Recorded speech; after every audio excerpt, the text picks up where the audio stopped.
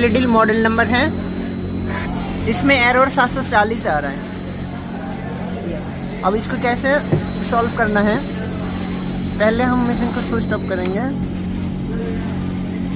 Switch को on करना, इसको दबा के ऑन करेंगे,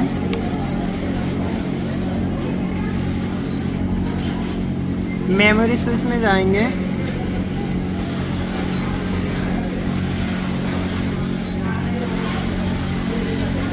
इसको हम प्रोग्राम को आगे पीछे करेंगे। हमें जाना प्रोग्राम जाना है 552 पे, जाके इसमें ऑन है, इसको हमको ऑफ करना है। ऑफ कर दिया, ओके कर दिया।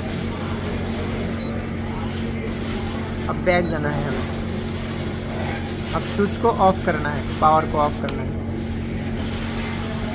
फिर ऑन करेंगे। एरर हट गया, अब मशीन चलेगा।